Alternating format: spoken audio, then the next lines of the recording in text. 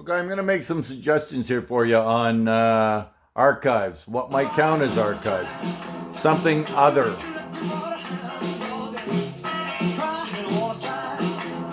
I'm sure some of you have heard of him, right? I'm going to watch and consider this. So, how does he become the king of rock and roll? What makes him that guy? So, socially, there's an impact on this socially. There's consideration. Others would say when Elvis came, before Elvis, there was others. Some Buddy Holly, people recognized Buddy Holly. Some said he was a king. But think about the social condition of music in the 50s, the social condition of American music in the 50s. Have a look here. Somebody else will come up in just a second. Chuck Berry. What makes Elvis king and not Chuck Berry? Consider this. The movements. Here's Chuck Berry in the 70s.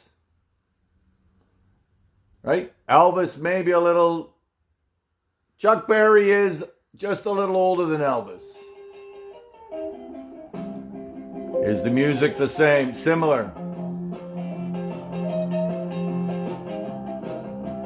Who was this guy? So, Chuck Berry, some suggest, king of rock and roll.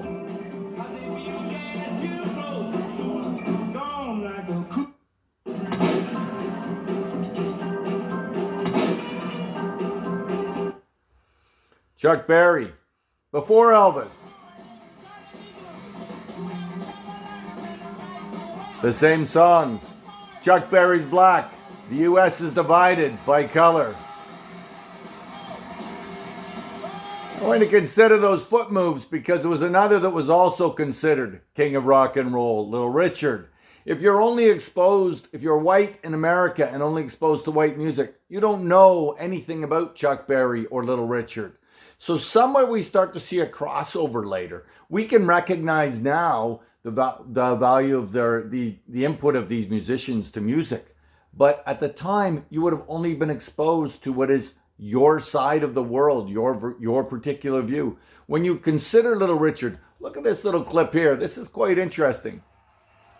Consider who's in the audience. This is that same song that Elvis was doing. Look at the audience.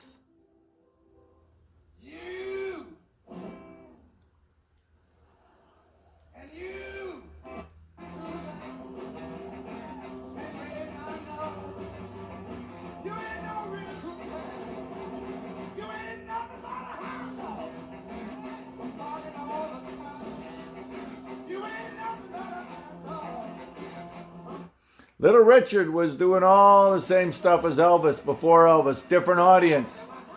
If you watch this video, the musicians may be black, the audience is all white. This is a time when you can play there, but you're not allowed to eat in the kitchen. You're not allowed to use the same bathroom potentially. You've got to go somewhere else because you're not allowed. So as that shift of music that was seen as black music because of the social divide in the US starts to move over, young people are interested in it. They love it. It's the real stuff. Elvis is the modified version. Elvis is... You ain't nothing but a...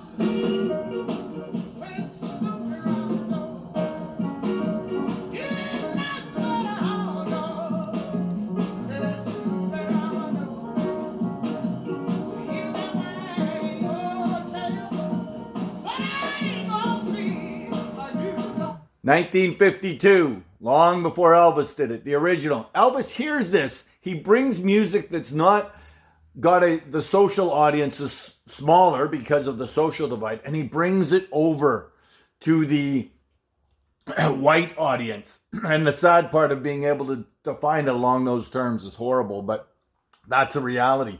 So when you think about what the archive is on music, what's the archive on Elvis? Another archival place. You've seen this. We know this one, Michael Jackson. Okay, so pay attention to the footwork. the archive around music and dance.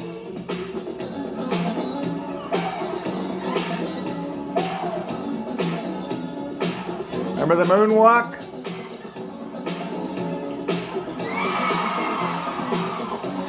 Michael Jackson brought that to the world. If we recall, but it might look a little differently. Consider this. Where does it come from? The archive. Somebody you go digging back, you find into the 30s and the 40s. People doing the same thing. The moonwalk, where does it come from? Where does his footwork come from? Where did he learn it? If you don't have the archive, we have the original. We think, and it's correct, the original. Consider this, the moonwalk, what it looked like. Oh, Bill Bailey. There it is, 1955, I think that was. So we only know what we know. If you don't, a younger generation knows nothing about these old dancers, and yet we see Michael Jackson as the beginning of it all. In fact, Michael Jackson picked it up from somebody else. Certainly he was a great dancer, but like these men before him. But the archive lets us see it in a different way, a reflection on what it might be. What may well have come from somebody like these Nicholas brothers, seen as maybe some say among the best dancers. The Michael Jackson stuff that comes from out of these two. So you've got to ask yourself in that archive, what's there, what's not there, what's missing, what do we have? And it takes us to the question of, so initially when you look at an archive, you're asking yourself, what is, what isn't, what's there, what's not there. Key to the archival research, I think, is considering what is missing. We'll look at a couple others. What made Elvis called the king of rock and roll? Michael Jackson called the king of pop, was he not? So what happens after, from the one to the other? We build on them stair by stair. So we had Elvis all over the world. Consider this. People digging up our language. They don't know English. They don't understand our language. Elvis busts, these things are all over the world. Millions of them probably. Elvis the king.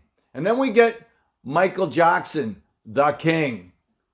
And if they've learned a little bit about our history, and you've got kings, and kings pass their crown down, and Elvis, and who did Michael Jackson marry? Oh, he was married to Elvis's daughter.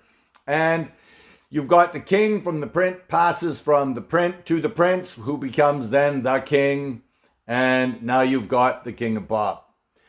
That's a bit absurd, but if we knew nothing else other than the artifacts around music, that was big music, that was billions of dollars in sales and albums and CDs and pictures all over the world, this could be seen as potentially the king of the world when the artifacts are dug up way long time from now and we haven't considered them.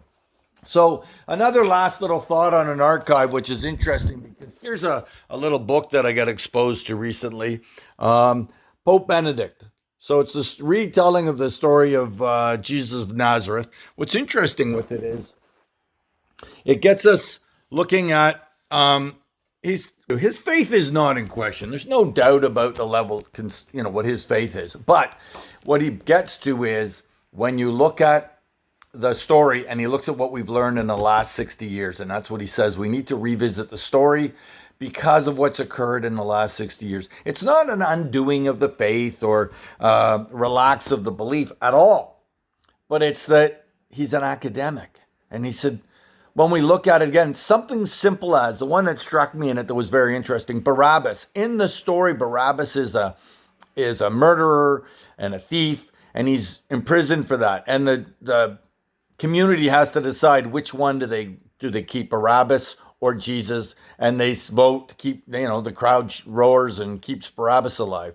Except that what he points out is, what we've learned out of our artifacts is Barabbas means Bar Abbas, son of Abbas, and he is a revolutionary.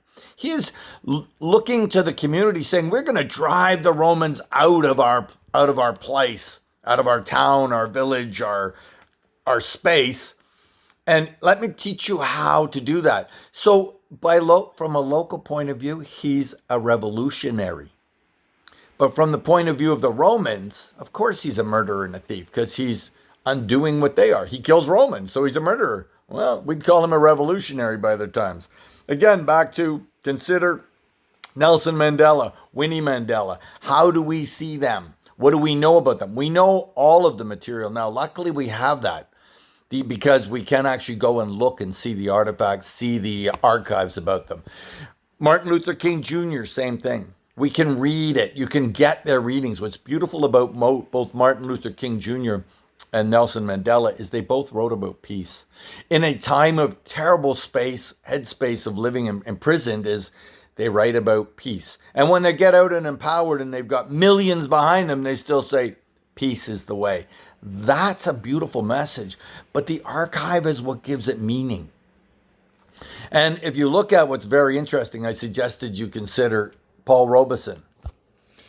So just as a last thought, I want you to consider this. Most of you have probably never heard of this man. This man is a well-renowned actor, singer in the 30s, the 40s, and into the late 40s. He's removed from public life because he's an activist. He's talking about civil rights. He's pushing crowds. He's pushing people in a peaceful way to say this is not right. We should not be treated as less than. We're equal. We are all equal. So he is early civil rights, 40s. He's locked out of the American media because of he's lumped in as part of the McCarthy hunt for communists. But really, he's about civil rights. In Europe, he's still celebrated. Here in the West, they sort of wash him away. So Martin Luther King Jr. follows the teachings, the lessons that he learned from Paul Robeson. We have the luxury of the archive from Martin Luther King Jr. because we heard it all and people saved it. Paul Robeson, much of it is saved. But anybody before him, we wouldn't know.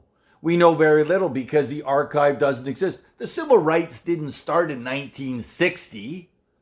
The civil rights have been going on for 100 years. But we tie it all back to the 1960s. The difficulties this man went through, if you think in terms of career and trying to bring change, luckily he survived it in a sense, but he did effect some change because who came after him? The archive will only show us the significance of this man and his words. So there are some thoughts on archives, how they may be used in different ways. Back to consider clothing. What makes one set of clothing